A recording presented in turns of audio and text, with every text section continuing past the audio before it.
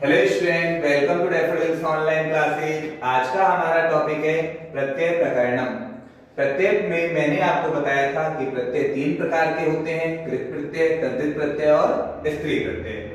कृत प्रत्यय में मैंने आपको बताया था कि कृत प्रत्यय वे प्रत्यय होते हैं जो धातु के अंत में लगते हैं। जैसा कि आज हमारा प्रत्यय है पहला कत्वा प्रत्यय। पहला प्रत्यय कौन सा है? कत्वा प्रत्यय। कत्वा प्रत्यय जो है पढ़ने में एकदम ऐसा लगता है कि बिल्कुल कैसा है, निरर्थक। जैसा कि मैंने आपको प्रीवियस वीडियो में बता दिया था कि प्रत्यय जो है निरर्थक होते हैं, अर्थात उनका कोई भी अर्थ नहीं होता। लेकिन जब इनको धातु के साथ में, संज्ञा के साथ में, विशेषण वाले शब्दों के साथ में जोड़ा जाता है तो ये उनके अर्थ में महत्वपूर्ण भूमिका निभाते हैं। आइए अब हम पढ़ते हैं हमारा कत्वा प्रत्यय। कत्वा प्रत्यय में से प्रथम वर्ण कै का लोप होकर केवल त्वा भाग शेष बचता है। कहने का मतलब कत्वा प्रत्यय है ये हमारा, इसमें से इस प्रथम कै वर्ण का, इस कै वर्ण का तो क्या हो जाता है, लोप हो जाता है और अंत में क्या बचता है, त्वा भाग शेष बचता है। आगे पूर्वकालिक क्रिया को बनाने के लिए कर या करके अर्थ में उपसर्ग रहित, कैसे उपसर्ग रहित क्रिया शब्दों में कत्वा प्रत्यय जोड़ा जाता है। कहने का मतलब कि कत्वा प्रत्यय जो है वो आपके उपसर्ग रहित क्रिया शब्दों के साथ में जोड़ा जाता है। आपकी जो क्रियाएं होती है, पठ, गम, खाद, भाव, इस तरह की जो क्रियाएं होती है उनके साथ में उपसर्ग नहीं जोड़ा जाता, उनके साथ में उपसर्ग नहीं जोड़ा जाता। एक शब्द यहां पर आया आपका पूर्वकालिक क्रिया, कि पूर्वकालिक क्रिया को बनाने के लिए, पूर्वकालिक क्रिया क्या होती है? पूर्वकालिक क्रिया वह होती है कि जब कर्ता तो एक हो, कर्ता कितने हो, एक हो, और वाक्य कितने हो, दो हो। वाक्य कितने हो, दो हो। जब दो वाक्य होंगे तो क्रियाएं भी कितनी होंगी, दो होंगी, क्रिया भी कितनी होंगी, दो होंगी। कि जब दोनों वाक्यों की क्रियाओं का कर्ता एक होता हो तो पहले वाली जो क्रिया होती है, पहले वाली जो क्या होती है, क्रिया, उसको बनाने के लिए कत्वा प्रत्यय जोड़ा जाता है और वही क्रिया हमारी पूर्वकालिक क्रिया कहलाती है।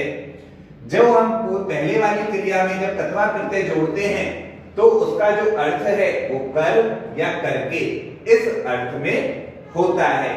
अर्थात एक क्रिया के बाद जब दूसरी क्रिया होती है और उनका कर्ता एक ही हो, मैंने आपको बताया कि जब दो क्रियाएं होती हो और जब दोनों क्रियाओं का कर्ता एक ही होता हो तो वाक्य में पहली क्रिया के साथ कत्वा प्रत्यय लगाते हैं। जैसे एग्जाम्पल मैंने यहां लिखा है, सह क्रीड़ा क्षेत्रे गच्छति, अर्थात वह खेल के मैदान में जाता है, वह खेल के मैदान में जाता है। पश्चात से क्रीडति, और बाद में वह खेलता है। यहां पर देखो दो क्रियाएं हैं, एक है गच्छति और एक है क्रीडति, दो क्रियाएं हुई। दोनों क्रियाओं का जो कर्ता है सह और सह, ये दोनों क्रियाओं का कर्ता हुआ जो कि क्या है, समान है। एक ही व्यक्ति के लिए कहा गया है कि सह क्रीड़ा क्षेत्रे गच्छति, वह खेल के मैदान में जाता है, बाद में वह खेलता है। अर्थात दोनों जो क्रियाएं हैं आपकी गच्छति और क्रीडति, दोनों का कर्ता एक ही है, सह, अर्थात वह। तो पहले वाली क्रिया, इस वाली क्रिया को पूर्वकालिक क्रिया हम बना सकते हैं। कौन से प्रत्यय के द्वारा? कत्वा प्रत्यय के द्वारा। जब हम इसमें कत्वा प्रत्यय लगा देंगे तो अर्थ हमारा सेम ही रहेगा, वाक्य भी शॉर्ट हो जाएगा।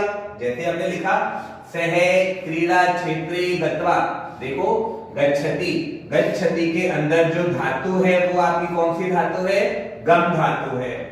गम धातु में जब हम कत्वा प्रत्यय जोड़ते हैं तो कत्वा प्रत्यय के इस कै का तो क्या हो जाता है, लोप हो जाता है, और कौन सा भाग शेष बचता है, तो भाग शेष बचता है। जब गम में हम कत्वा प्रत्यय का त्वा भाग जोड़ते हैं तो हमारा शब्द क्या बनता है, गत्वा, अर्थात जाकर। जैसा कि मैंने यहां आपको बताया कि पूर्वकालिक क्रिया जो होती है उसका अर्थ कर या करके इस अर्थ में निकलता है जब पूर्वकालिक क्रिया में कत्वा प्रत्यय जोड़ा गया हो।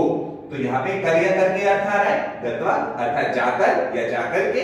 क्रीडति, अब दूसरी क्रिया ले ली हमने, दोनों क्रियाओं का जो कर्ता था वो एक ही कर दिया कि वह खेल के मैदान में जाकर खेलता है। तो इस तरह से जब एक क्रिया हो जाती है तथा उसके बाद में जब दूसरी क्रिया होती है तो पहले वाली क्रिया में हम कत्वा प्रत्यय जोड़ सकते हैं। सेकंड एग्जांपल, सह हस्ती, अर्थात वह हंसता है, पश्चात वदती यानी बाद में बोलता है। यहाँ पर आप चाहो तो एक कर्ता इसके लिए भी लिख सकते हो कि सह हस्ती वह बोलता है, पश्चात सहवती यानी बाद में वह बोलता है। तो यहाँ पर देखो क्रियाएं एक है हस्ती और एक है वदती, अर्थात हंसता है और बोलता है। दोनों क्रियाओं का कर्ता जो है वो समान है, सह और सह। तो यहाँ पर एक ही जो सह है वो हम कॉमन कर सकते हैं, तो कर्ता जो है वो दोनों वाक्यों के लिए हम कॉमन कर सकते हैं। और बाद में ये जो क्रिया दी गई है, पहले वाली क्रिया जो दी गई है उस क्रिया में हम कौन सा प्रत्यय जोड़ सकते हैं, कत्वा प्रत्यय जोड़ सकते हैं। जैसे कि यहाँ पे क्रिया कौन सी दी गई है, हस धातु दी गई है।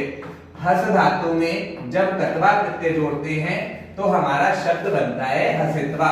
इससे है हसित्वा, वह हंस करके, वदती यानी बोलता है। जबकि दो वाक्य क्या थे हमारे, सह हस्ती वह बोलता है, पश्चात सह वदती यानी बाद में वह बोलता है। वह हंसता है और बाद में वह बोलता है। इन दो वाक्यों को कत्वा प्रत्यय लगाकर हमने पूर्वकालिक क्रिया बनाया और दोनों वाक्यों को जोड़ करके इसे शॉर्ट कर लिया कि वह हंस करके बोलता है। आगे, कत्वा प्रत्यय से बना हुआ शब्द अव्यय होता है। कत्वा प्रत्यय से जो शब्द बनते हैं वो क्या होते हैं, अव्यय होते हैं। और अव्यय क्या होते हैं, जो तीनों लिंगों में, सभी वचनों में और सभी विभक्तियों में समान रहते हैं, वो क्या कहलाते हैं, अव्यय कहलाते हैं। अर्थात हसित्वा, ये जो कत्वा प्रत्यय जुड़कर जो शब्द बना है उसके रूप नहीं चलते हैं।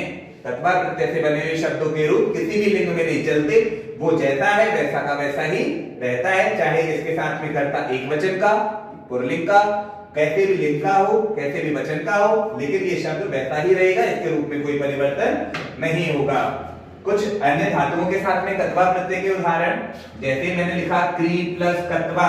क्री यानी होता है करना और कत्वा प्रत्यय का कोई अर्थ नहीं होता क्योंकि प्रत्यय निरर्थक होते हैं। तो यहाँ पर शब्द हमारा बना कृत्वा, लेकिन अब अर्थ क्या हो गया, करके या फिर कर। तो इस तरह से हम इसका अर्थ लिख सकते हैं। भू प्लस कत्वा, भू यानी होता है होना, लेकिन जब हमने कत्वा प्रत्यय जोड़ा तो शब्द बना हमारा भूतवा और अर्थ क्या हो गया हमारा, होकर। ठीक इसी प्रकार से जी प्लस कत्वा, जी यानी होता है जीतना, जी प्लस कत्वा बराबर शब्द बना जितवा और इसका मीन्स क्या हुआ, जीतकर, क्योंकि धातु का अर्थ था जीतना, लेकिन जब हमने कत्वा प्रत्यय जोड़ा तो शब्द का अर्थ क्या हो गया, जीतकर या जीतकर के। पठ प्लस कत्वा, तो हमारा शब्द क्या बना, पठित्वा। पठ यानी होता है पढ़ना और पठित्वा यानी क्या हो जाएगा, पढ़कर या पढ़कर के। ठीक इसी प्रकार से धाव प्लस कत्वा, धाव यानी होता है दौड़ना और शब्द क्या बना हमारा, धाव प्लस कत्वा से धावित्वा और जिसका अर्थ क्या होता है, दौड़कर या दौड़ करके। नी प्लस कत्वा, नी यानी होता है ले जाना, जब हमने इसे में कत्वा प्रत्यय जोड़ा तो शब्द हमारा क्या बना, नीतवा और इसका मीन्स क्या होता है, ले जाकर या ले जाकर के। तो श्रेण इस तरह से आप अपना कत्वा प्रत्यय कर सकते हो। ये आपको अच्छे से समझ में भी आ गया होगा। Thank you श्रेण।